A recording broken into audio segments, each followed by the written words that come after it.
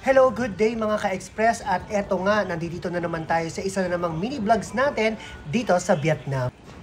Kung ang Halong Bay ay nasa tubig ang mga pulupulong limestone, ito namang Ninh Binh ay ang bersyon ng Halong Bay sa kalupaan. Nagsisilbing kalat-kalat at maliliit na bundok sa gitna ng palayan at ng Red Delta River. Approximately located 100 kilometers or 60 miles south of Hanoi, ito na marahil ang pinakamalapit na probinsya malapit sa sentro ng Hanoi. Na-avail natin ang tour package na ito kay Bok Nguyen sa halagang 2,300 sa pera natin, kasama na ang food, bike at transportation back and forth. Alam kong excited na kayo makita ang napakagandang probinsya ng Ninh Binh dito sa Vietnam. Kaya naman hindi na natin patatagalin pa. Enjoy at panoorin po natin ang mga nakuha nating video dito po sa Ninh Binh Province, Vietnam.